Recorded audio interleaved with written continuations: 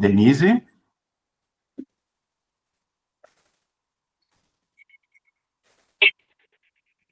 Fica à vontade.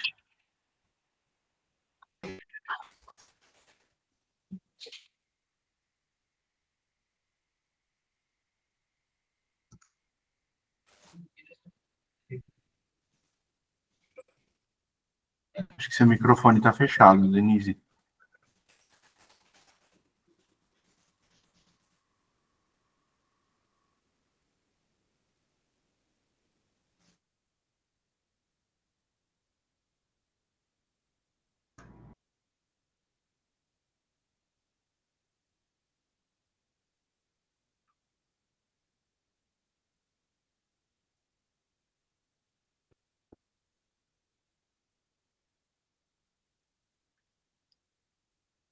Acho que a conexão dela está parando também. É. Algum outro voluntário, pessoal? Se habilita para oração? Eu faço. Pode fazer então, Sil. Tá. Essa prece é o Pai Nosso psicografado pelo Emmanuel. Nos acalmar nossos corações e levar nossos pensamentos ao nosso Mestre Jesus. Nosso Pai que está em toda parte. Santificado seja o teu nome, no louvor de todas as criaturas. Venha a nós o teu reino de amor e sabedoria. Seja feita a tua vontade acima de todos os desejos, tanto na terra quanto nos círculos espirituais.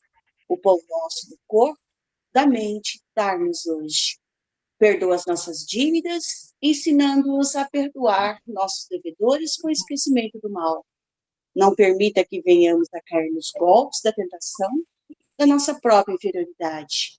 Livrai-nos do mal que ainda resiste em nós, porque em ti brilha a luz eterna do reino do poder, da glória e da paz, da justiça e do amor, para sempre, que assim seja.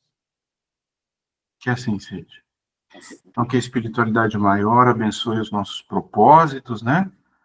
Em nome do Cristo, vamos iniciar mais um estudo. Agora, tratando a respeito das perguntas que se podem fazer aos espíritos. Bom, até aqui nós vimos o quê? É possível evocar os espíritos? Sim. Nós estudamos sobre qual é a forma de fazer isso, o que leva a que esse intercâmbio seja positivo, o que leva a que seja negativo. E agora, Kardec faz uma investigação, nesse capítulo 26, sobre que tipo de pergunta e quais são as características das perguntas que se poderiam fazer aos espíritos. Então, nós vamos tratar exatamente sobre esses aspectos na aula, no nosso encontro de hoje. Começando pelo item 286, né? A forma e o fundo das perguntas que se podem fazer aos espíritos. Primeiro, é preciso que haja clareza e precisão. Então, a importância de se formular perguntas de forma clara e objetiva, evitando... Só colocar um pouquinho aqui do lado. Evitando complexidade, né? Não adianta a gente dar a volta. Tem pessoas que vai fazer uma pergunta, a pessoa faz uma palestra antes e no final vem a pergunta. Né? Então, as perguntas têm que ser formuladas de forma clara, objetiva, sem muitos subterfúgios ali. Por quê? Porque as perguntas bem formuladas, elas facilitam tanto a compreensão quanto a resposta por parte dos espíritos. Uma coisa que nós vamos ver aqui nesse capítulo de hoje, nesses itens, Kardec sempre nos recordando que não é porque o espírito se encontra no plano espiritual que ele sabe tudo. Né? Nós sabemos que a partir do momento que a pessoa desencarna, ela volta à erradicidade e, a depender do nível de evolução dela, ela tem contato com conhecimentos passados, mas depois de algum tempo. E ela também tem aquilo que ela ainda não sabe, ela precisa estudar. Então, não é porque é um espírito que sabe tudo. As pessoas têm a mania, né, de achar que vão fazer perguntas aos espíritos que têm conhecimento sobre tudo. absolutamente, hipótese alguma, não é assim. Nós vamos ver isso aqui no nosso encontro de hoje. Também é necessário que haja um encadeamento lógico, né?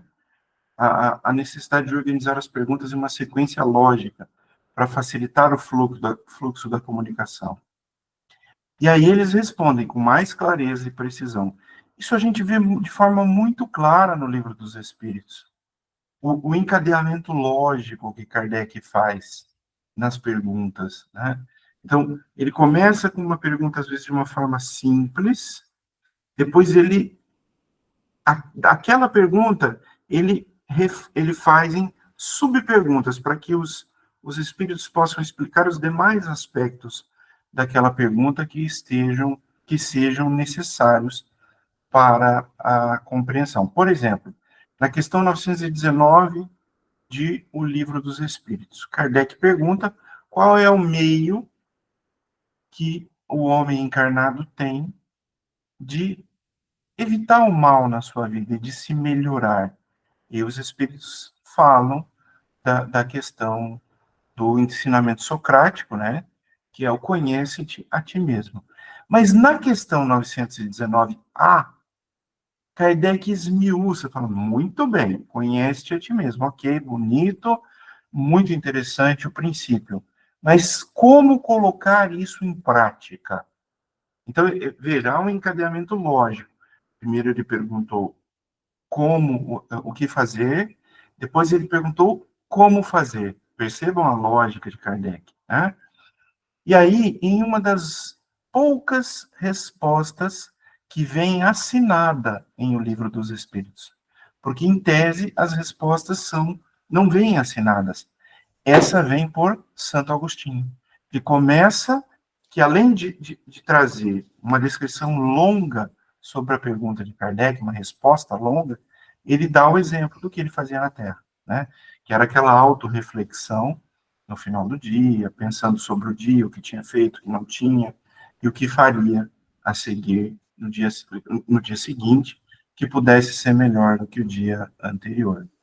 Então, esse encadeamento lógico, ele tem o objetivo de também pedir com que os espíritos respondam de uma forma clara e precisa. A preparação prévia. Nós já vimos aqui que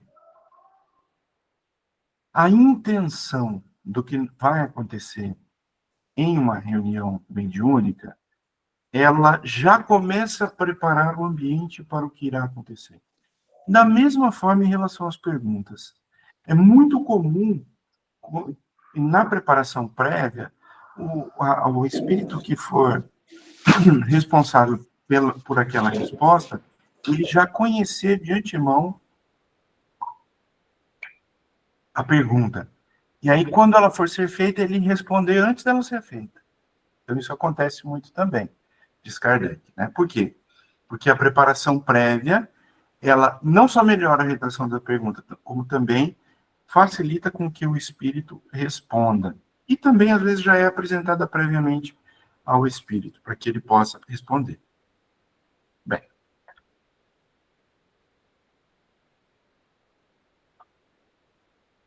E a natureza das perguntas? A influência da natureza da pergunta na qualidade da resposta.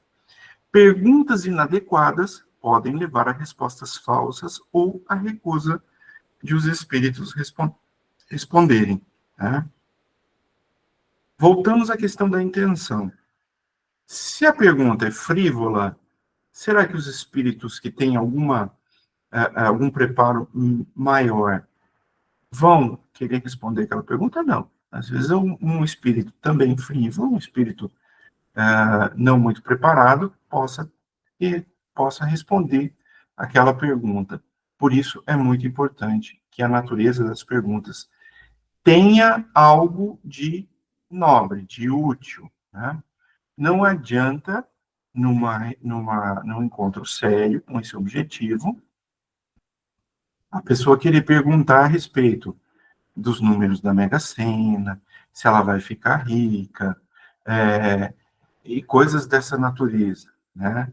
Então, a natureza das perguntas também vai ditar a natureza das respostas. Evitar testar a perspicácia do espírito.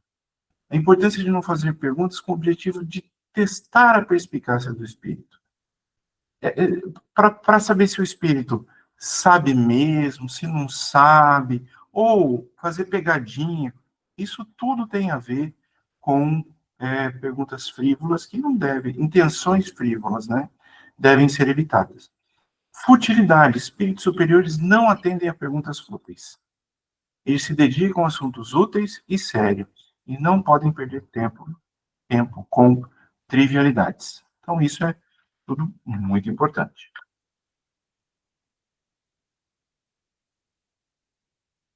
Instruções espontâneas. A importância de validar as instruções espontâneas dos espíritos. As instruções espontâneas são de grande valor e não devem ser desprezadas. Por quê? Porque, às vezes, numa reunião mediúnica, imaginemos que haja a intenção de se fazer fazerem algumas perguntas para os espíritos. Mas lá chegando, eles fazem as instruções espontâneas. E ok, elas são de grande valor, e não devem ser desprezadas. Por quê? Porque eles vão falar aquilo que aquele grupo de estudos, ou um grupo mediúnico, precisa ouvir, ou uma determinada pessoa. Né?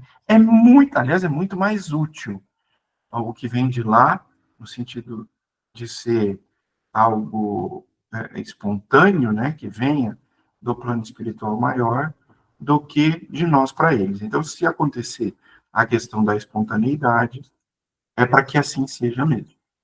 E a necessidade das perguntas? A utilidade das perguntas para se obter os esclarecimentos que poderiam demorar a surgir espontaneamente.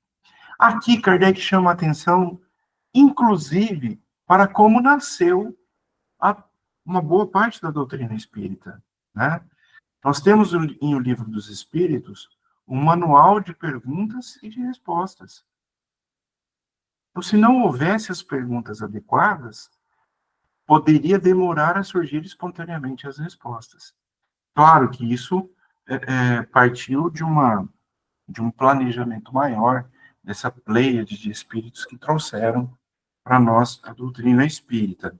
Mas o método que Kardec escolheu foi o de perguntas e respostas, porque ele poderia investigar os assuntos que ele entendia pertinentes para a organização, né, deste conhecimento, como professor que era, como pedagogo, como estudioso, cientista.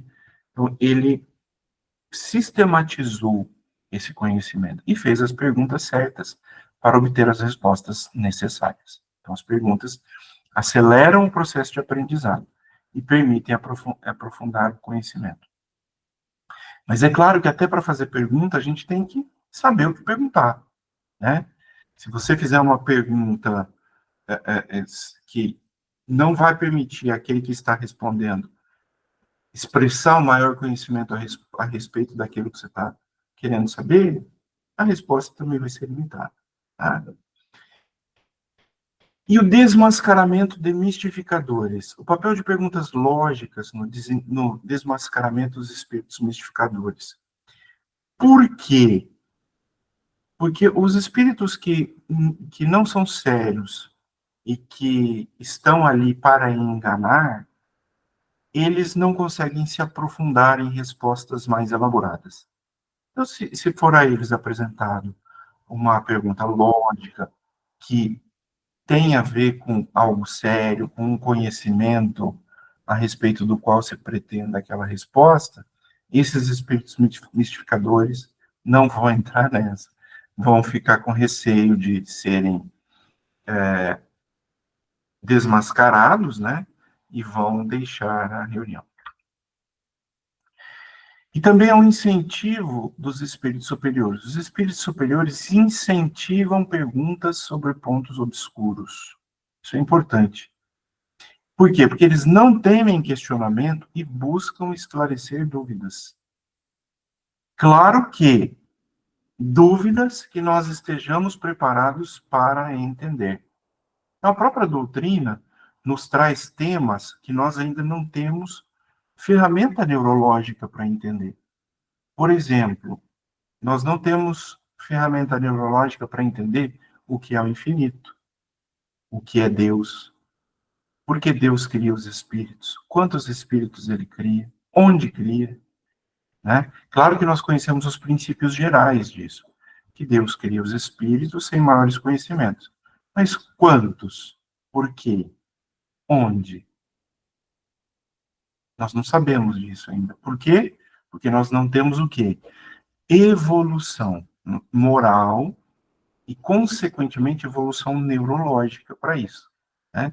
Então, conforme nós formos evoluindo moralmente, os ensinamentos que nós precisamos obter, eles nos serão trazidos no plano espiritual, como foi na metade do século XIX.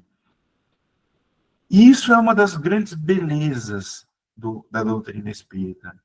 A doutrina espírita, nós precisamos enxergá-la como um conhecimento em construção.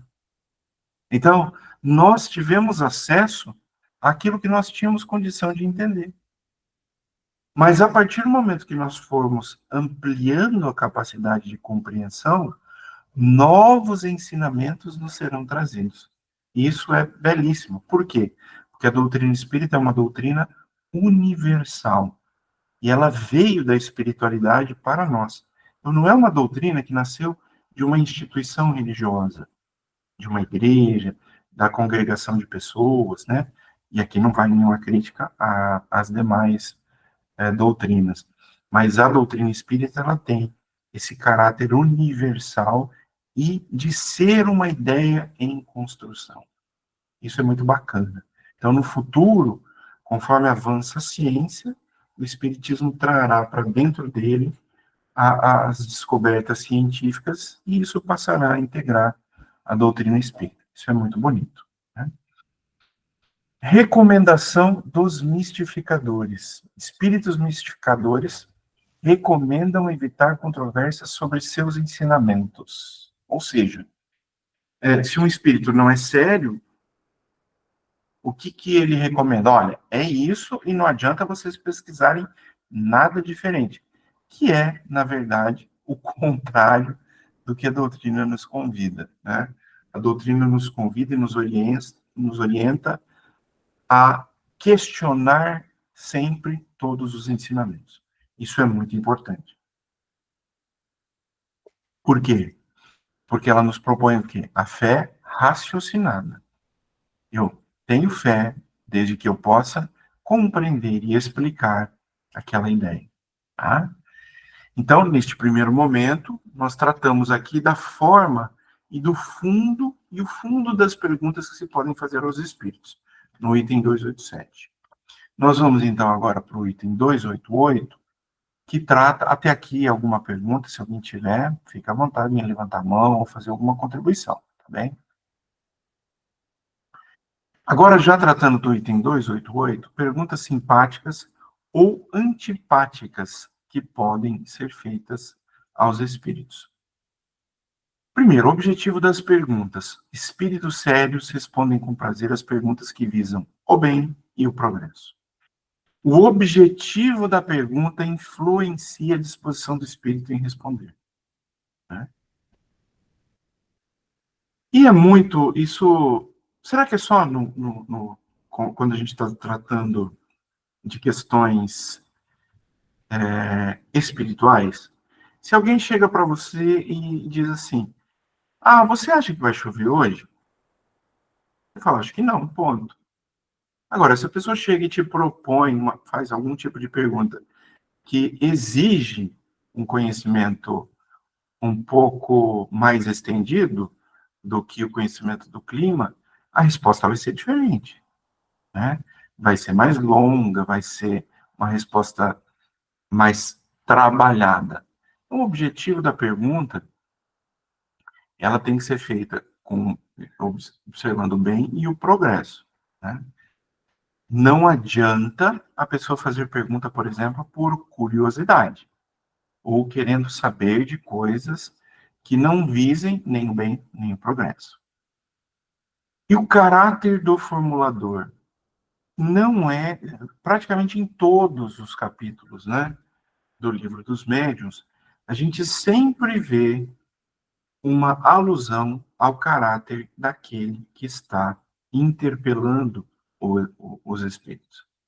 Quer seja aqui no caso de quem está fazendo as perguntas, quer seja do médium esclarecedor, quer seja daquele que transmitirá a mensagem daqueles espíritos. Então, sempre o caráter do formulador, ele é muito importante. O Kardec coloca que ele é até mais importante do que a pergunta em si. Então, isso é muito próprio, né, do ensinamento da doutrina espírita. Por quê? Porque, espiritualmente falando, nós não temos máscaras. Ou nós somos ou não somos. É muito comum que, aqui, vivendo em sociedade, né, nós usemos muitas máscaras. A máscara da pessoa honesta quando não se é honesto. A máscara da pessoa humilde quando não se é humilde. A máscara de que não é arrogante quando efetivamente se é arrogante. Então, o que nós somos, nós somos. Então, sempre que nós nos propusermos a uma interação com o plano espiritual, nós precisamos entender o seguinte: eles avaliarão a nossa atuação a partir do nosso caráter real, e não aquele que nós estamos acostumados a mostrar e a ser conhecido no mundo, né? Por quê? Porque aqui a gente vive de máscaras. A gente é conhecido, a gente é avaliado, é julgado. Se você entra numa loja e você está mal vestido, você pode ser um milionário, mas você não vai ser bem atendido. Então, para ser bem atendido, é necessário que você esteja bem vestido, bem vestida. Nós sabemos disso, né? As pessoas, é como se as pessoas nos julgassem pelo que nós temos, pelo que nós aparentamos, não pelo que somos. Claro que isso é um treinamento para que a gente não haja assim, mas, no geral, as coisas funcionam dessa forma. Já nas questões espirituais, nada disso tem influência. Tanto que os títulos que há na Terra, a partir do desencarne, eles perdem totalmente a validade, né? André Luiz mesmo, lá no plano espiritual, quis dar carteirada que ele era médico. E aí a enfermeira Narcisa fala para ele, os títulos da Terra, né? Então, não valem nada no plano espiritual. O que vale é o nosso caráter. Por quê? Porque ele atrai ou afasta os espíritos levianos. Então, a partir do momento que nós vamos nos dirigir a um lugar com a intenção de participar de um estudo, de um intercâmbio, onde nós vamos fazer perguntas a espíritos que podem responder aquelas perguntas, no trajeto, a depender da nossa intenção e do nosso caráter, nós já vamos preparando o ambiente que nós vamos encontrar com espíritos sérios ou com espíritos levianos. E também perguntas inúteis. Inúteis ou feitas por curiosidade afastam os bons espíritos também. Os bons espíritos não se dedicam a assuntos fúteis. A partir do momento que eles percebem que há ali uma futilidade, eles se afastam. E quando eles se afastam, eles dão a vez àqueles espíritos que não são tão sérios quanto eles, né? Perguntas que expõem a ignorância ou o embuste dos espíritos imperfeitos são antipáticas a eles. Por quê? Porque os espíritos imperfeitos, eles evitam ser desmascarados, né? Imperfeitos aqui, vamos entender no sentido de espíritos em evolução, mas aqueles que talvez não estejam ali para fins sérios. Então, eles vão querer evitar ser desmascarados. Então, se a pergunta ela é bem elaborada, ela é bem equacionada, ela pode expor a ignorância ou a intenção do engano daqueles espíritos imperfeitos. Distração e passatempo. Então, pessoas que veem o espiritismo como distração agradam aos espíritos inferiores. Aqui entram aquelas brincadeiras perigosíssimas, né? De copo, de tabuleiro Ouija.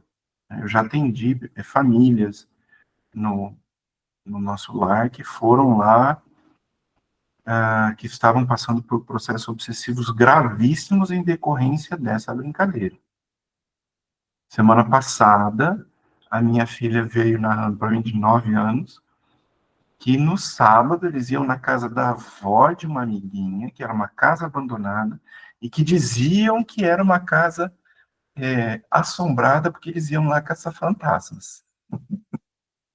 E aí eu tive que falar para ela, minha filha, isso é muito sério, não é assim, né? Como assim, pai? Eu expliquei para ela que isso não era uma brincadeira, que quando a gente vai falar com o plano espiritual, a gente tem que ter seriedade e tal. Eu expliquei tudo como ela deveria se comportar, aí abortaram a missão de caçar fantasma na casa abandonada da avó da ninguém. Mas os espíritos, por quê? Porque os espíritos levianos, eles gostam disso, né? Dessa brincadeira, desse passatempo. E além deles se divertirem com as mistificações, eles ainda podem começar ali processos obsessivos que são difíceis de serem estancados, né? Muito bem. Com relação à força superior, a impossibilidade de responder a certas perguntas pode ser devido à oposição de uma força superior ou ao desconhecimento do próprio espírito. Como eu mencionei no começo, não é porque aquele ser é um espírito desencarnado que ele conhece tudo. Claro que não, né? Então, esse é o primeiro aspecto. Se fizer uma pergunta sobre música a um escritor, é a mesma coisa de fazer para mim. Não vou saber absolutamente nada, porque não conheço absolutamente nada de música, além de gostar de ouvir determinado tipo, né? Mas as questões técnicas, eu não sei. Ah, e quando eu desencarnar, automaticamente eu vou passar a conhecer sobre música? Em hipótese alguma. Se eu quiser conhecer, eu vou ter que estudar, ou relembrar algo que eu já saiba do passado, que eu acho difícil, dada a minha total, a minha pouca compreensão do assunto. Então, o desconhecimento do espírito é um aspecto que faz com que ele não responda a determinada pergunta, ou uma força superior no sentido de dizer, esta pergunta não deve ser respondida. Por quê? Porque a espiritualidade que regerá aquele momento, por um motivo ou outro, entende que aquela pergunta é inoportuna. Seja porque ela não fará bem para o grupo, seja porque não é o momento de se trazer aquela resposta, enfim, pode ser por uma série de questões, mas cuja avaliação ficará ao encargo dessa força superior, porque há limites para o que pode ser revelado, como nós já falamos, né? E engano, insistir em obter uma resposta que não se quer dar é um meio certo de ser enganado. Então, ficar cutucando, tipo, não, mas fala, responde e tal, a insistência pode levar a respostas falsas. Por quê? Porque nós já vimos aqui que quando há uma atitude equivocada daqueles que estão fazendo as perguntas, às vezes os espíritos sérios se afastam, né? E permitem com que outros espíritos possam responder. Se eles não responderam, é porque não é para ser respondido. Ainda no 288, Oswaldo, só um os espíritos... minutinho. A Pois não. Graça levantou a mão. Ah, pois não, Graça, fica à vontade.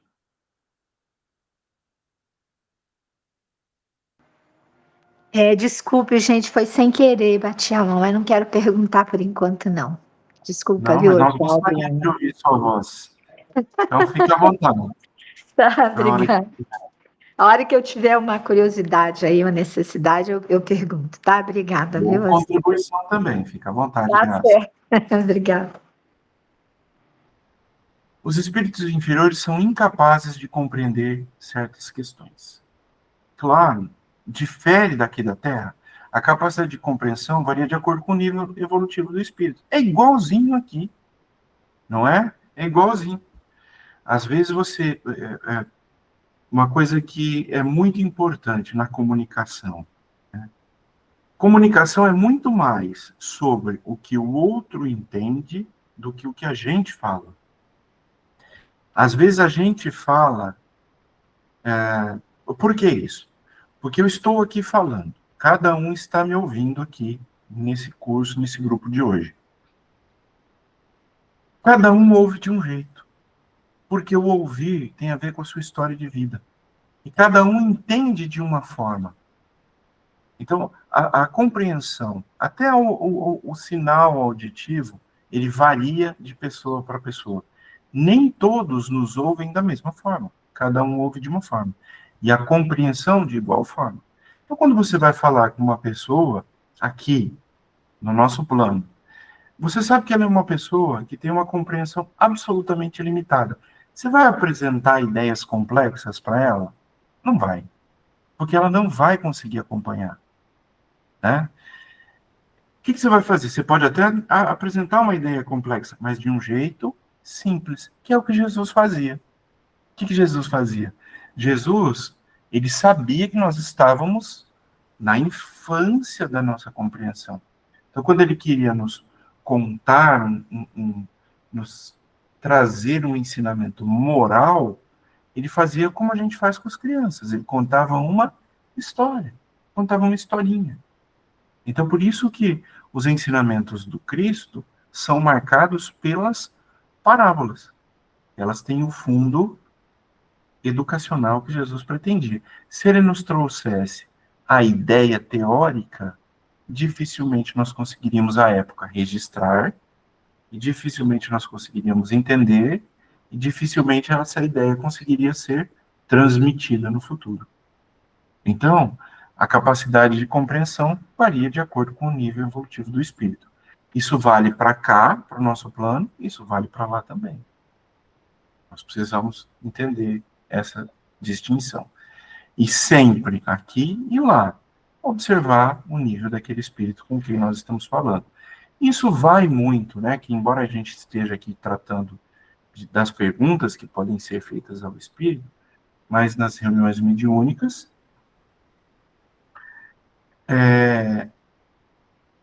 a fala, a conversa, a orientação com aquele espírito que está se comunicando depende da situação que ele traz, não é? Dependendo da situação que ele traz. Às vezes ele nem sabe que ele desencarnou. O enfoque é um. Às vezes ele sabe que ele desencarnou e ele está levando a efeito um processo obsessivo de vingança. O enfoque é outro. Então, a depender da condição, do conhecimento do espírito, a gente dá o enfoque àquela fala. E é muito comum também um espírito esclarecido que vem auxiliar um espírito que não tem tanto conhecimento. Mas isso só acontece quando ele percebe que aquele espírito que está se comunicando é um espírito de boa fé. Ele quer responder, ele quer ajudar, ele quer esclarecer as pessoas que estão fazendo perguntas. Mas às vezes falta um pequeno conhecimento para ele. E ele pode ser ajudado por outro espírito. Isso também acontece. Da mesma forma que acontece aqui conosco, né? Se alguém está fazendo, imagine numa palestra, alguém está, ou numa aula, alguém está expondo uma matéria, um simpósio, né? E a pessoa estudou, fez a parte dela, mas em determinado momento deu um branco. O colega vem e fala, olha, não seria isso, né? Mesma coisa, no plano espiritual. A pessoa se esforçou, está ali se esforçando para responder, o outro vem e ajuda. Tá bem? Até aqui tem 288, então nós vimos aqui se as perguntas são simpáticas ou antipáticas que podem ser feitas aos espíritos. Alguma questão, alguma dúvida, alguma contribuição? Então vamos passar ao item 289. Perguntas sobre o futuro. Isso é bom, bom demais. Né? O que nós podemos perguntar sobre o futuro? O conhecimento do futuro levaria ao descuido do presente. A manifestação dos espíritos não é um meio de adivinhação. No livro dos Espíritos, a questão de número 868 até 870, Kardec explora bem esta questão do conhecimento sobre o futuro. E os Espíritos ali deixam muito claro o quê? Bom, muito bem, se nós dissermos que algo de bom vai acontecer no futuro, a pessoa vai se acomodar. E se nós dissermos que algo de mal vai acontecer no futuro, o que a pessoa vai ficar? Ela vai paralisar por conta do medo. Então, quer seja uma situação boa, quer seja uma situação ruim, não é interessante. E os espíritos não farão, os espíritos sérios não farão predições, eles não farão anúncios espontâneos e verdadeiros de acontecimentos futuros que podem ou não ocorrer. Tá? Espíritos sérios não fazem isso. Ah, mas não é fato que algumas pessoas têm a mediunidade de presciência. É fato, tem mesmo. Chico Xavier, ele tinha uma mediunidade que, quando ele abraçava uma pessoa, fosse ela quem fosse, um amigo ou um desconhecido, ele via o momento e a época da morte daquela pessoa, do desencarne daquela pessoa. E ele sofria demais com aquilo. E ele pediu a Emmanuel que retirasse dele essa capacidade mediúnica. E Emmanuel consentiu, dizendo que essa capacidade mediúnica seria então retirada. Por quê? Por que isso? O que nós sabemos? O que a doutrina espírita ela vem e nos ensina? Nós temos uma programação reencarnatória. Se nós temos uma programação reencarnatória, os aspectos principais das nossas vidas, eles já estão traçados, né? Antes de nascer, aqueles que puderam assim escolher, escolheram a sua profissão, se casariam, se não, seu gênero, orientação sexual, o seu trabalho, se teria dinheiro, se teria dificuldade. Todos esses aspectos principais da nossa encarnação, da nossa experiência reencarnatória, nós escolhemos. Então, é como se já tivesse algo pronto para acontecer. Algumas pessoas têm a mediunidade de presciência, de pressentir isso, né? De prever, de fazer a leitura desses fatos futuros. Agora, se aquela pessoa é uma pessoa séria, ela não vai expor isso para outra pessoa. Há pessoas que, inclusive, fazem disso um meio de vida, a gente sabe, não vai aqui nenhum julgamento, mas não é o objetivo da doutrina. O objetivo da doutrina é dizer, olha, de fato há fatos que já estão pré-estabelecidos, acontecerão, mas os espíritos sérios não tratarão a respeito desses acontecimentos. A não ser que haja o quê? Utilidade. Né? A não ser que haja utilidade naquele aspecto. Então, olha, uma comunidade, uma mensagem trazida por espíritos superiores a respeito do futuro do planeta, a respeito de que é interessante deixar de fazer para não colher consequências nefastas. Então, com este tipo de objetivo, pode ser que eles tragam, mas normalmente são questões que vêm de lá para cá sem a gente perguntar. Normalmente, quando a gente pergunta, eles não fazem nenhum tipo de predição, né? A não ser os espíritos enganadores, e aí é preciso ter cuidado com esses espíritos. O fim de utilidade geral. Deve-se desconfiar das previsões que não tenham um fim de utilidade geral. Isso que eu falei.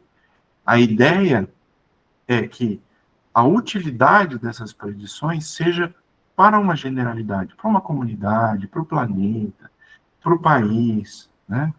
Para a cidade, para as casas espíritas. Então, vamos imaginar uma comunicação mediúnica que trate de questões que devam ser trabalhadas no movimento espírita. Olha que bacana. Agora, diferentemente de questões que falam assim, não, o médium tal do centro espírita tal deve fazer isso. Aí tem que desconfiar. Mas se for questão geral, aí tem tudo para ser séria, né? E as predições pessoais são geralmente apócrifas, ou seja, elas não vêm com a identificação daquele que faz. Por quê? Porque normalmente são espíritos levianos, que são as predições pessoais. A gente vê muito disso, e volto a dizer aqui, também não vai nenhuma dúvida, nenhuma crítica e nenhum julgamento. mas dos nossos irmãos que são umbandistas e do candomblé, né? Eles, é muito comum eles fazerem perguntas voltadas a seus próprios interesses. E os espíritos ali respondem também, tá? Então, por isso que a gente entende que não são doutrinas espiritualistas, mas não são doutrinas espíritas. E dentro do espiritismo, o interesse pessoal, ele não é trazido para esse tipo de intercâmbio. Pode ser que, voluntariamente, alguma pessoa que esteja numa reunião mediúnica receba uma orientação voltada a ela própria, mas a decisão é da equipe espiritual. E aí eles vão considerar a necessidade, o momento, as peculiaridades da situação e por aí afora, né? Para materializar essa orientação. Mas isso é exceção, não é regra. Espíritos que anunciam acontecimentos que não se realizam, eles fazem para se divertirem, por diversão, ou para testar a pessoa que recebe a predição. Tá? Isso é muito comum. Bem. Falta de data. Espíritos sérios geralmente não determinam a data de um acontecimento futuro. Quem sabe aqui que ano que vai virar o mundo de provas e expiações para o mundo de regeneração? O ano.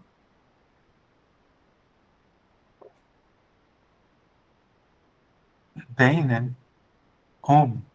Não tem data, né? A gente imagina que talvez lá para o ano 3000 a coisa já esteja melhor, mas eu desconheço algum espírito sério que tenha dito, olha, data tal.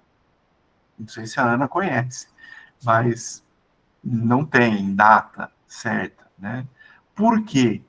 Porque o momento exato depende de acontecimentos futuros desconhecidos. E tanta coisa, e a gente vivendo num plano onde todos nós estamos atuando segundo o nosso livre-arbítrio. Então, nós mudamos circunstâncias, né? Às vezes a questão vai por um lado, a depender do nosso livre-arbítrio, ela muda de acontecimento. E o que acontece também com grandes comunidades? São bairros, cidades, estados, países, continentes. Às vezes, essas comunidades estão seguindo para um desastre. Elas alteram o seu modo de ser. Em algum aspecto, aquele desastre não acontece. Ou o contrário também. Né? Então, não tem como os espíritos delimitarem assim, certamente acontecerá em data tal.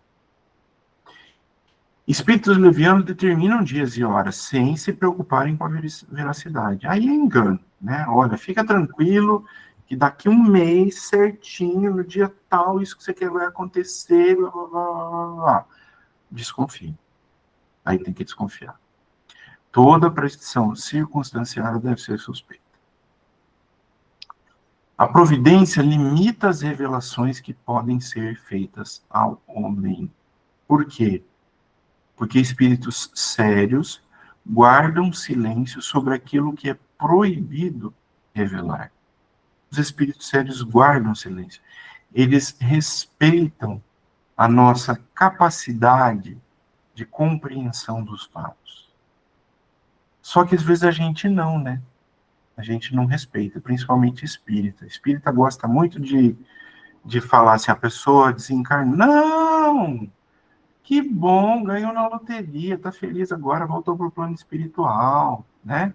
Joga um balde, pega uma verdade que a pessoa não está preparada para receber e apresenta para aquela pessoa. Ou para a família de uma pessoa que atentou contra a própria vida. Ah, olha, a pessoa vai passar por tormentos e começa a narrar o que vai acontecer com aquela pessoa. Isso é falta de caridade. Né? Isso demonstra que as pessoas que fazem isso ainda precisam de muita evolução, né? Precisam de muita evolução, não são pessoas sérias. Por quê? Porque a verdade é como se nós tentássemos encher um balde de 5 litros, que cabe 5 litros, com 10 litros de água. O que vai acontecer? 5 vão transbordar. Então, a verdade, ela, de igual forma, aquilo que nós compreendemos por verdade, nós precisamos ter um cuidado muito grande para apresentar a pessoa que ainda não entende aquilo como algo verdadeiro, né? Isso é muito importante. Paulo de Tarso falava muito disso, que a depender do que nós falamos, a nossa língua mais fere do que consola. Tá bem? E de igual forma, a providência divina, ela limita as revelações que podem ser feitas ao homem, com esse objetivo, porque nós ainda não estamos preparados. Aquela revelação, para nós, seria inócua, né? Eu me lembro de um determinado momento da minha vida, conversando com uma pessoa muito culta, ela usou uma frase que eu achei absolutamente grosseira, mas com a minha maturidade eu fui entendendo o que ela quis dizer. Talvez ela não tenha se expressado da melhor forma possível. Mas a gente falava de um determinado conhecimento específico, né? E eu perguntei, mas por que esse conhecimento não é massificado? Por que esse conhecimento não é entregue para as pessoas? E aí ele me disse o seguinte, porque não adianta dar pérola aos porcos. Eu achei aquilo de uma grosseria tamanha. Ele falou, eu vou te explicar o que eu quis dizer. Ele explicou o seguinte, que aquele conhecimento era tão refinado que se você apresentasse para uma pessoa que não estava preparada para obter aquele conhecimento, ela o ignoraria. Ah, tá. Então aí eu entendi. Eu entendi que determinados conhecimentos não adianta você massificar, porque ele será perdido, será uma perda de tempo. Isso a gente vê no nosso dia a dia, né? Às vezes a gente descobre uma coisa, você vai comentar com uma pessoa, nossa, olha que eu descobri, legal. Você fica com cara de tacho, não é? Então, assim, tem coisa que é melhor ficar quieto, porque o outro não vai entender. Então, você tem que saber com quem você vai falar sobre determinados e sobre aquele assunto que você acabou de descobrir. Até aqui alguma questão? Não? Então, seguindo no item 289. Os espíritos veem ou pressentem os acontecimentos futuros por indução. Eles os veem a se realizarem num tempo que eles não medem como nós. Isso é muito real. A percepção do passar do tempo no plano espiritual, na erraticidade, ela é diferente da nossa percepção. Então também não adianta a gente falar, mas em quanto tempo? Porque a percepção de tempo dos espíritos ela é diferente da nossa. Em muitas obras a gente vê essas narrativas, né?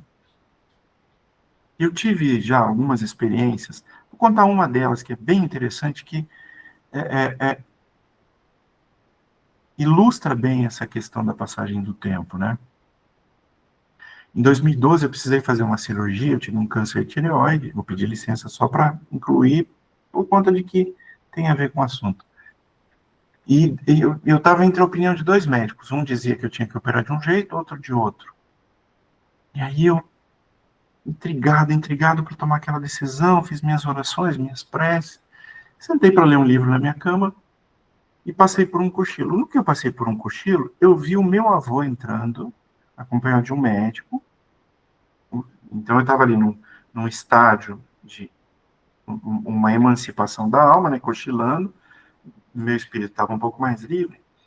E eu vi o meu avô entrando, ele entrou, veio até mim, conversaram, ele apresentou o caso para o espírito e ele falou, não, faça assim, dessa forma, você tem que fazer dessa forma, é o melhor. E assim, foi uma conversa longa e eu despertei. Havia passado poucos segundos. Achei muito interessante. A percepção, aconteceu tanta coisa e a conversa foi tão profunda e tão esclarecedora e orientadora em poucos segundos. Mas para mim, eu tinha a impressão de que a gente tinha ficado conversando mais de 5 minutos. Então, na erraticidade, a nossa percepção de tempo é muito diferente do que nós temos aqui, a percepção do tempo da forma que a gente tem. E a faculdade especial. Alguns homens têm uma faculdade especial que os faz entrever o futuro. É o espírito que vê, e Deus permite que revelem certas coisas para o bem, né? Então, a gente sabe que há a mediunidade pré-ciência, isso sim. Agora, qual é o uso que se vai fazer dessa faculdade, que é absolutamente natural para aqueles que têm, né? Por exemplo, pode ser um uso de mau gosto, que é os espíritos que predizem o dia e a hora da morte são de mau gosto e querem causar medo. Mas pode acontecer, então ninguém deve se preocupar com isso. Eu tenho uma tia que uma cigana uma vez falou para ela assim, que quando ela fizesse 70 anos ela ia morrer. Pensa numa mulher que sofreu dos 40 aos 70. Ela tinha 40. E ela fez 70 anos e fez uma festa para se despedir de todo mundo, porque ela ia morrer. Hoje ela já está com quase 90. Então, até pouco tempo atrás, quando ela tinha uma cabeça boa, infelizmente hoje ela tem Alzheimer, então é uma situação complicada. Mas quando ela tinha uma cabeça boa, eu tirava muito sarro dela com isso. Falei, tia, mas já está no lucro, não era para ter morrido aos 70, a senhora está com 80, já passaram 10. Para com isso, que se ela errou, foi de 70 para 80. Não, isso não existe e tal, né?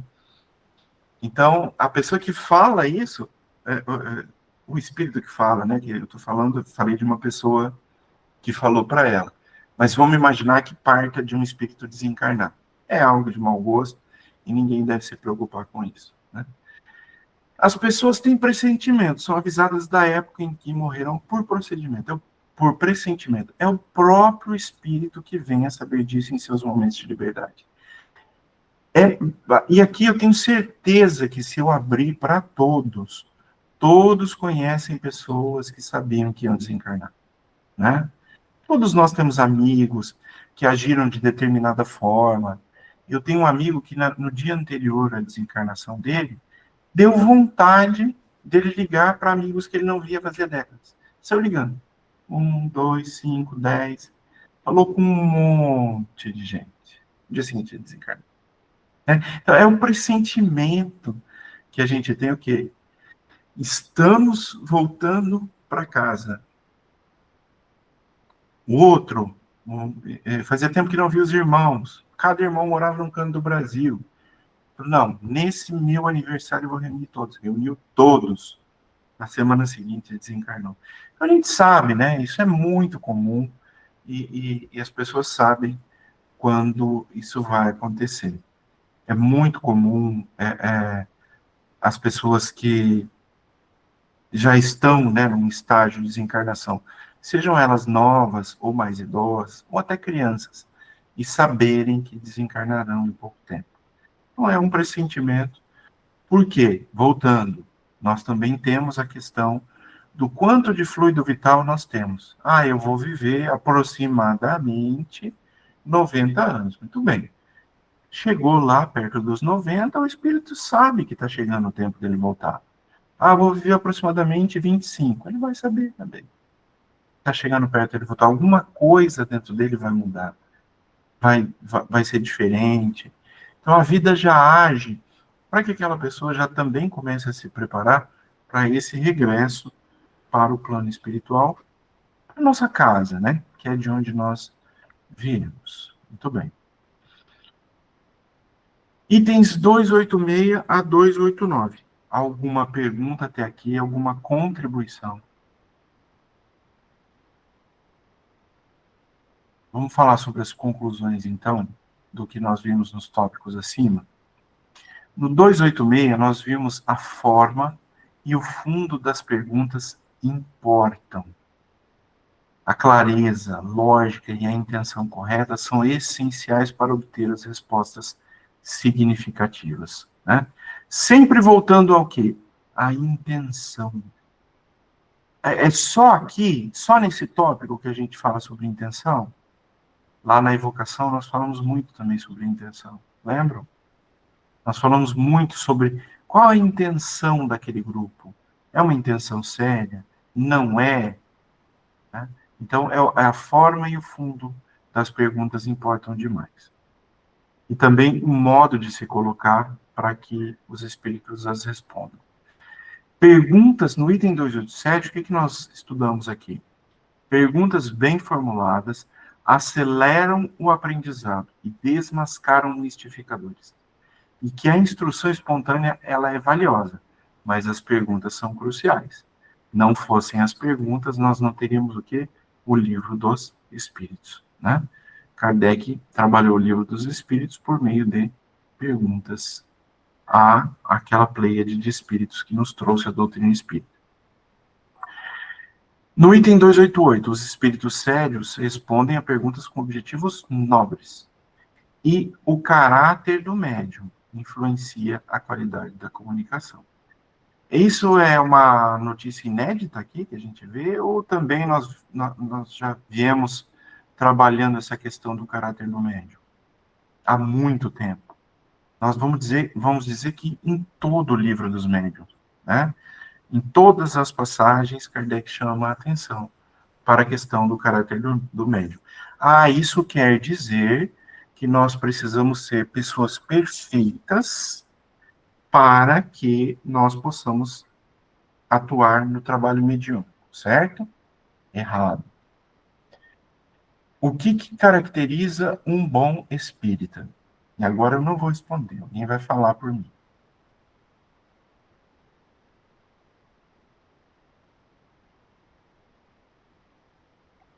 Bom espírita é aquele que? Se esforça Para quê? para ser uma pessoa melhor, né? Um espírito melhor. Perfeito, Graça. E para domar o quê? As suas imperfeições. Isso, as suas más inclinações e imperfeições. Perfeito. Passei na Então, prova. oi? Perfeito, nota 10. Está aprovada, Graça. Brincadeirinha. Deixa eu te falar. Nesta resposta, nós temos a ideia de que o bom espírita é aquele que não tem má tendência ou má inclinação? Não. Nós temos o quê? Nós temos a resposta no sentido de que o bom espírita é aquele que acolhe as suas sombras e que trabalha para melhorá-las. É muito importante a gente acolher as nossas sombras. Por quê? Porque nós estamos num processo de humanização. A gente tem a falsa impressão de que nós podemos ser perfeitos. Se a gente tem essa impressão, nós estamos absolutamente equivocados. Existe um grande transtorno na nossa vida que se chama perfeccionismo. O perfeccionismo é algo que nos trava, é algo que precisa ser trabalhado. O que nós precisamos fazer? Nós precisamos fazer o melhor possível, porque o perfeito não é atingível neste momento que nós estamos. Nós saímos do instinto absolutamente primitivo para desenvolver a nossa humanidade, para no futuro desenvolver a nossa angelitude. E a nossa perfeição está lá no futuro, ligada às questões de angelitude, e não aqui enquanto nós estamos desenvolvendo a nossa humanidade. Então é muito importante a gente acolher as nossas sombras. Nós sabemos que nós somos invejosos, sentimos raiva, somos arrogantes, somos prepotentes, às vezes não somos honestos, queremos o melhor para nós. É muito importante a gente ser sincero com relação a tudo isso. E aí, para que a gente possa ser considerado, e se considerarem, que o importante é o que nós nos consideramos, é entre nós e Deus, para que nós possamos nos considerar bons espíritas, o que a gente precisa fazer? Trabalhar as nossas sombras. Isso é muito importante. Esse é o processo de autoiluminação a que Joana de Ângeles nos chama a atenção. Então, se nós precisamos nos iluminar, porque nós temos as nossas sombras, e está tudo certo. Às vezes, a gente se programa para trabalhar 5, 6, 7, 8 questões negativas do nosso comportamento, mas a gente consegue trabalhar 3, tá ótimo, tá bom. Raros são aqueles que conseguem trabalhar todas as sombras que trazem numa experiência reencarnatória. Por isso que a gente repete, né? Por isso que a gente vem em papéis diferentes, em momentos diferentes, em países diferentes, mas ainda aqui vinculados a esse mundo. Porque nós estamos nesse momento de desenvolver a nossa humanidade. E isso que molda o nosso caráter não é não ter defeitos, mas é o empenho que a gente faz para lidar com essas questões, com esses defeitos. Então, o caráter desse médium influencia sim a qualidade da comunicação. É um médium o quê? Esforçado. Né? Claro que a partir do momento que a gente vai percebendo que a gente tem questões difíceis a serem trabalhadas, é importante que a gente trabalhe. Porque se a gente não trabalhar, aí sim eu sei, aquele que muito foi dado, muito será cobrado. Então eu já compreendi que eu tenho essa sombra, eu preciso trabalhar. Eu já compreendi que eu sou uma pessoa sem paciência. E aí eu vou para a sessão mediúnica e aquele que chegar com 5 minutos, eu descasco o peão. Quer dizer, toda vez é assim. O que vai acontecer? Eu não estarei trabalhando aquela questão de falta de paciência. Então eu preciso trabalhar a minha impaciência. Se eu reiteradamente não trabalho, aí sim, isso começa a influenciar a qualidade do meu trabalho mediúnico, da minha comunicação, dos espíritos que eu atraio. Por quê? Eu sei que eu tenho aquela sombra para trabalhar, mas eu não trabalho. Né? Então, nós precisamos abandonar a ideia de que eu preciso ser perfeito para trabalhar, para estar no trabalho mediúnico, para o intercâmbio espiritual. Não, eu preciso ser o quê? Esforçado. Né? Deus não escolhe os capacitados, ele capacita os escolhidos, é isso? É. Exatamente, ele capacita aqueles escolhidos, ou seja, a pessoa quer trabalhar, mas tem uma série de questões para lidar. O que a espiritualidade vai fazendo? Vai auxiliando ele no melhoramento moral para que o trabalho melhore. Né? Então não adianta a gente esperar o quê? Ah, não, eu vou esperar eu estar num momento de perfeição moral para trabalhar. Não tinha grupo mediúnico funcionando. Não é verdade? Então, isso é o 288. E no 289, nós vimos o quê? Evitar perguntas sobre o futuro. Pois a adivinhação não é o objetivo da mediunidade. As previsões devem ser avaliadas com cautela. E também uma coisa que a gente precisa entender é o seguinte: quando o plano espiritual superior, nossos mentores, eles querem que a gente tenha conhecimento com algo relacionado com o futuro, eles nos apresentam em sonho, normalmente, né? Já aconteceu também, eu tenho certeza que se eu abrir aqui, muitas pessoas já sonharam com algo que ia acontecer, já previram, ou uma desencarnação, ou uma questão boa, né? Mas essas previsões podem ser trazidas para as nossas vidas, ainda que nós não tenhamos essa mediunidade mais desenvolvida.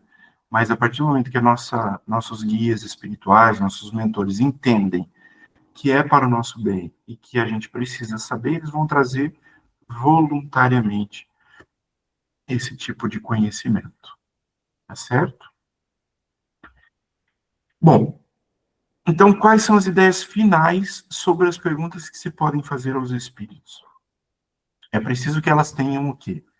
Clareza e precisão, intenção nobre, lógica e discernimento, e ética e respeito.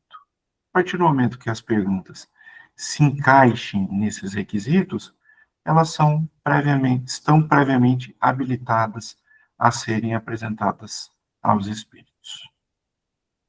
Tá bem?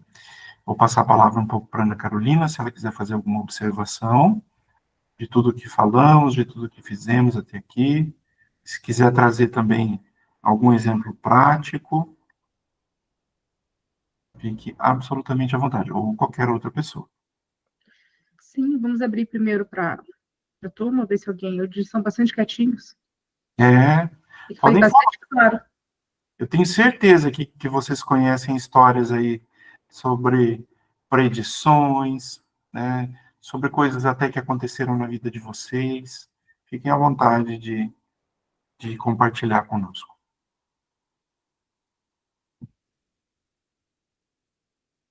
Quem gostaria de comentar, pessoal? Vamos aproveitar que nós temos uns minutinhos ainda.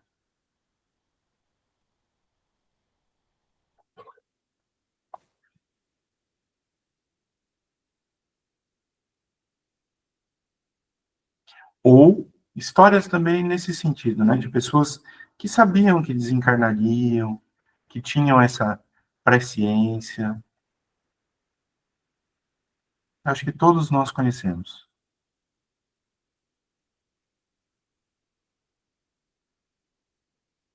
O pessoal está tímido hoje, Tá né? tímido.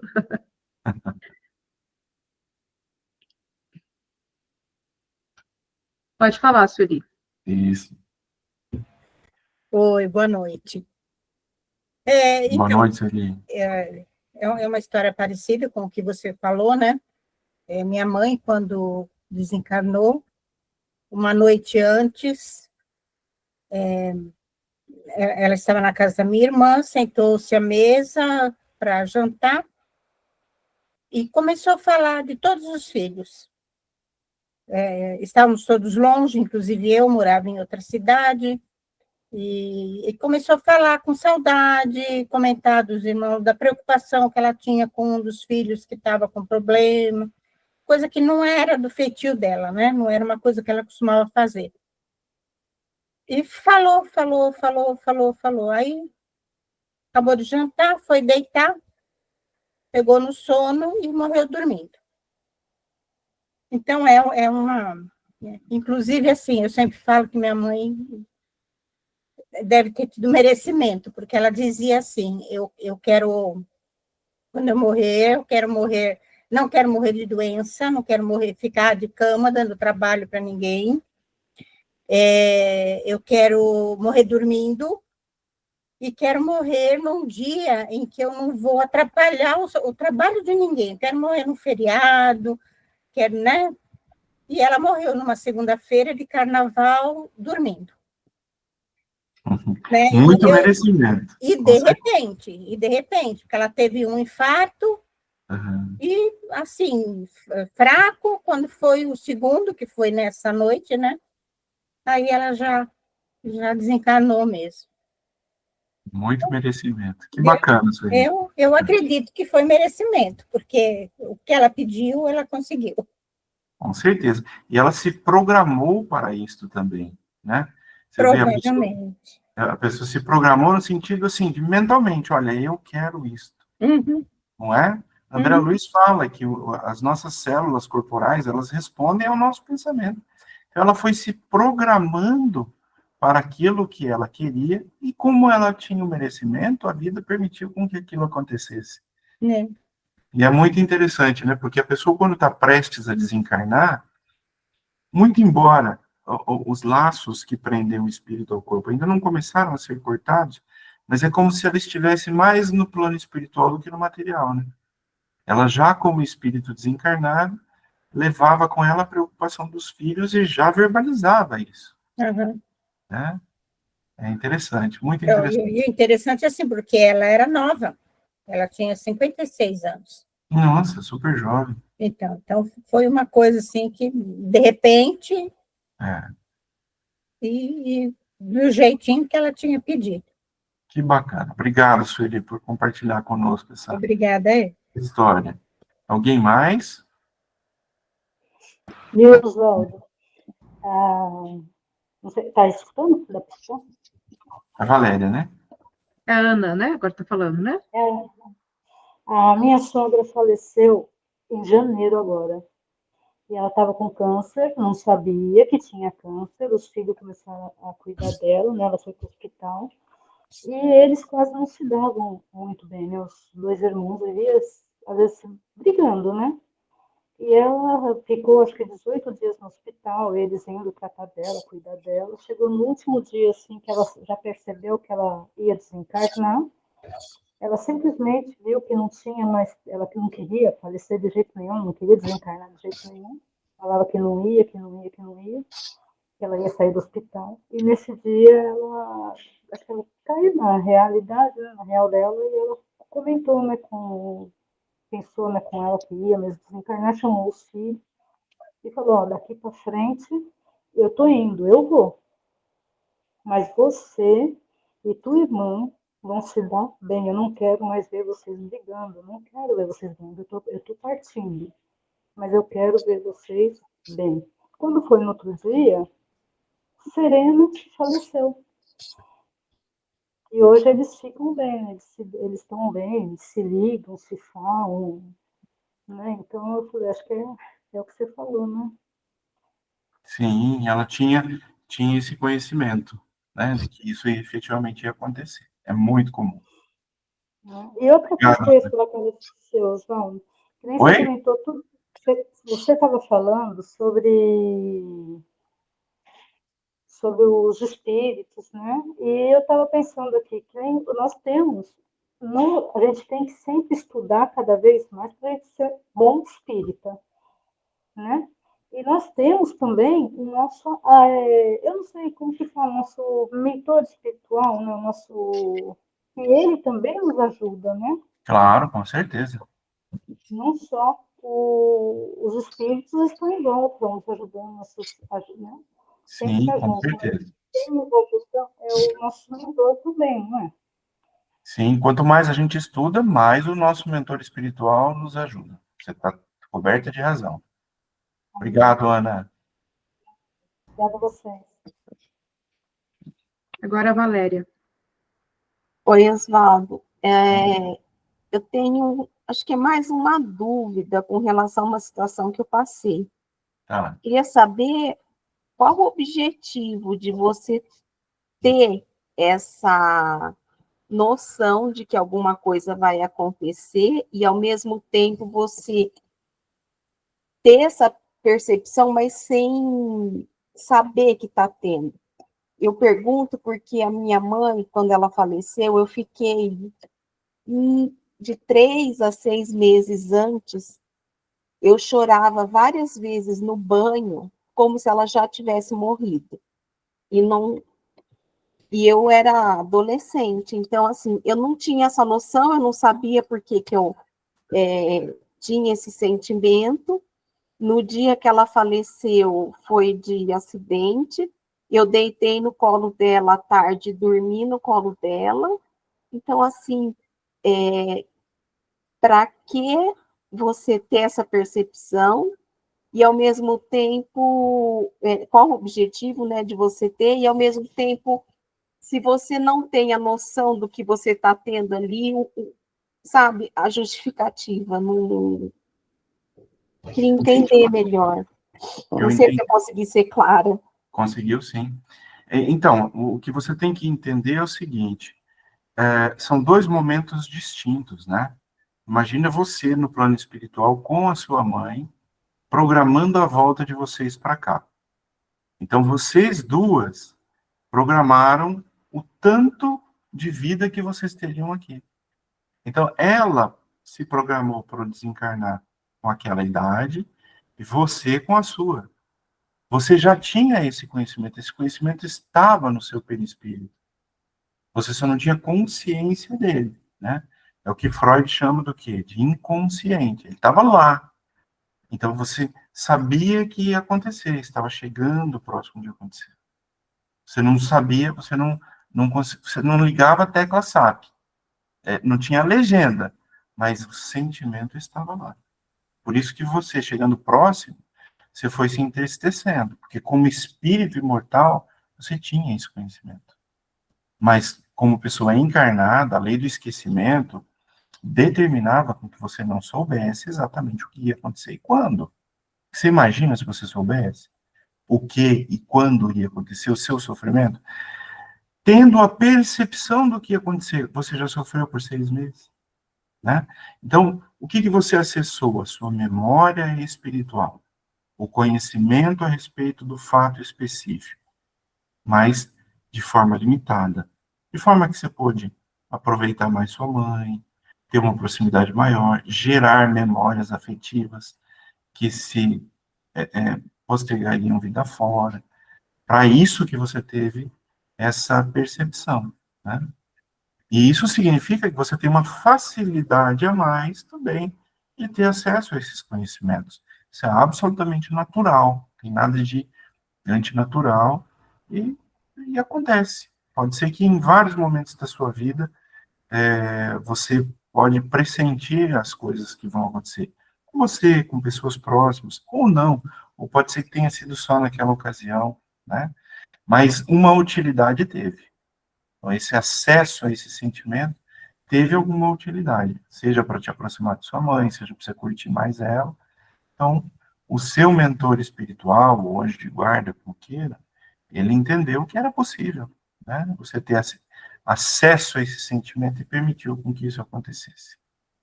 Não sei se eu respondi a sua pergunta, ou se a Ana também quer complementar alguma questão.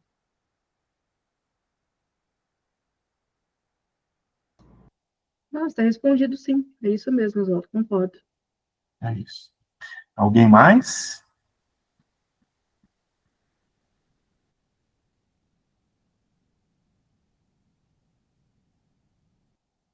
Acho que não.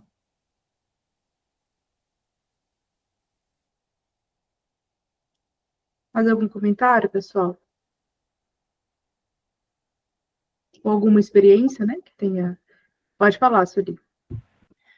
Não, foi comentado sobre previsão do futuro, né?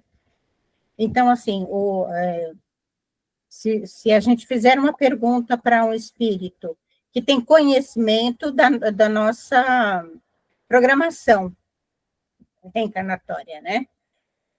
Ele pode, a previsão do dia do desencarne, eu acho que esse está certo. Ninguém morre num dia depois, pode morrer antes, se fizer alguma besteira, né? Mas, assim, prever qualquer ação, qualquer coisa na vida de uma pessoa, eu entendo que é meio complicado, porque mesmo conhecendo a programação da pessoa, essa pessoa tem livre-arbítrio. Ela pode mudar essa programação durante a encarnação. Então, o espírito, eu acho que ele não vai se atrever, né, a falar, vai acontecer tal coisa, e depois não acontece, porque a pessoa pode mudar, né, a própria ação, o próprio modo de... Então, eu entendo assim, não tem como, o espírito não vai fazer isso, não vai falar de uma coisa que ele não pode garantir. O que ele pode, se for um espírito sério, o que ele vai fazer, ele vai orientar os caminhos daquela pessoa. Né? Uhum. Vai dizer, olha, as suas atitudes podem estar te levando a um resultado ruim. Ele não vai nem dizer qual é o resultado ruim, mas ele vai dizer que as atitudes que aquela pessoa está tomando naquele momento, se o objetivo for orientar, né, de um espírito sério, que acontece muito. Então, ele vai dizer do que não é interessante continuar fazendo ou do que é interessante continuar fazendo. Né? Ele vai dar os caminhos, mas ele não vai dizer o que vai acontecer no futuro. Exatamente por isso que você falou, porque há tendências a que aquilo aconteça. Mas o acontecer ou não vai depender do livre-arbítrio daquela pessoa, né? De como ela utilizar o seu livre-arbítrio. Ela vai atrair para ela determinada situação ou repelir. Né? Até mesmo em relação a essa questão, você falou, ninguém passa do dia da morte. O próprio Divaldo, ele nos conta que ele já teve várias moratórias. Né? É verdade. Não é verdade? Era para desencarnar, não, mas, olha, eu tenho... Por quê?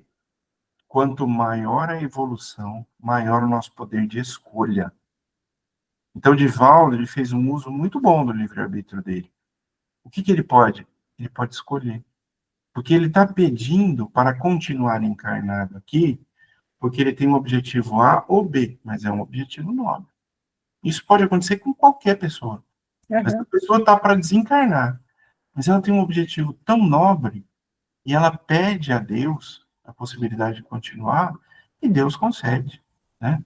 Claro que isso passa pelo crivo da espiritualidade, e eles vão avaliar se é para continuar ou não, se aquele pedido pode ou não ser atendido, né?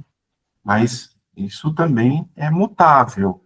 Da mesma forma que a gente pode antecipar o nosso desencarne, a gente pode retardar, né?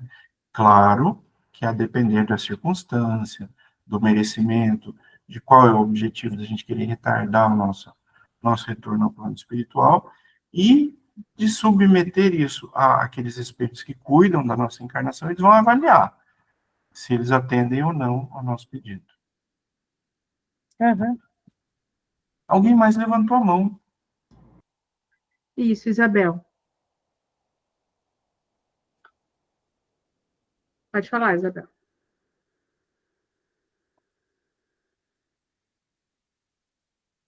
Só abre o microfone, só. Desculpa, eu apertei, foi sem querer. Eu fui pegar o celular para mudar e apertei. Desculpa. Sem problema, Isabel.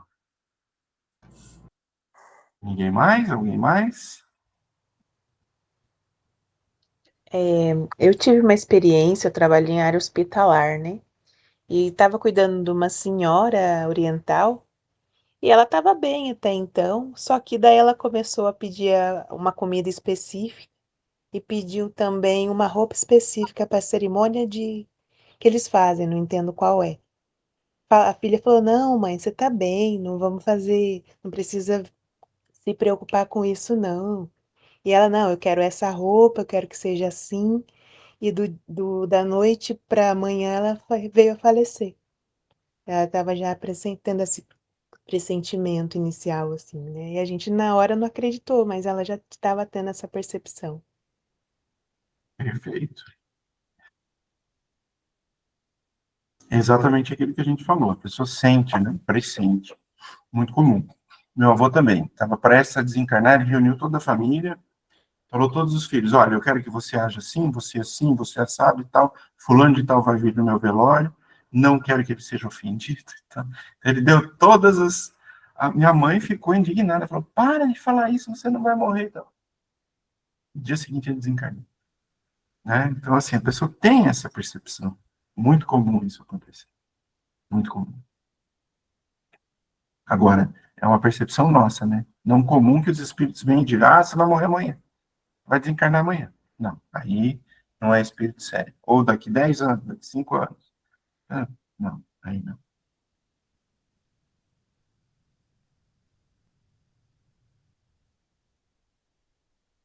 Ana quer se manifestar?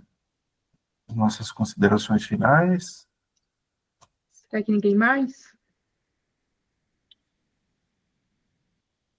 Esse capítulo, né, Oswaldo, assim, ele é um dos, praticamente já ainda seguindo, né, como você mesmo frisou, sobre o estudo de evocações, né, e mostra-se a preocupação do Allan Kardec com as perguntas, né, que foram as perguntas que realmente, que realmente formaram o corpo, né, que o Espiritismo tem para nós, né. Então, às vezes, as perguntas são mais importantes do que as respostas, né, como a gente trabalha. E, então, assim, a importância que ele tinha também, né? Esse capítulo mostra a importância, assim, que tem de como que a gente deve fazer para a gente continuar a nossa pesquisa no Centro Espírita, né? Que, infelizmente, a gente deixou um pouco isso de lado, voltando a mediunidade para uma questão apenas de um socorro espiritual, né? Mas esse capítulo aqui, né, evidente, ele não foi retirado da obra, né? Então, ele mostra o quanto ele é importante para a gente continuar, né, esse processo de evocação e como que devemos, né, como que devemos ter a ciência de como que os espíritos respondem, né, se eles estão preparados ou não para responder todas as dúvidas, reconhecer a limitação, né, de cada uma, porque cada resposta está diretamente ligado à evolução daquele espírito que está sendo evocado ou que está se comunicando de forma espontânea. Então, assim, essa precisão, né, que você colocou ali, como a forma como a gente tem que se colocar, né, essa clareza que a gente precisa ter, os cuidados que precisamos ter, né, falando, ó, os espíritos sérios não vão responder sobre o futuro, por exemplo, eles não vão, né, não vão fornecer para nós essas datas, né, e a gente tem que e a gente tem que se preocupar com isso até quando a gente vai ler, né, realmente uma obra, que hoje é muito fácil, né, você editar obra e colocar obra espírita, né? Hoje a gente tem várias editoras, inclusive editoras online, onde você pode, qualquer autor espiritual ou encarnado, né, pode colocar ao mundo uma obra que se diz espírita, né? Mas será que realmente, né? Então a gente fala essa questão do mundo de provas e expiações, da mudança de mundo, né? Tem tanta teoria, né? E essa teoria a gente pode perceber, está sempre com datas, né? Ah, lá para 2050 já está logo aqui, né? Então, assim, será que a gente está preparado para isso? Então, são coisas que a gente realmente esquece, e o Kardec já tinha dito para a gente, né?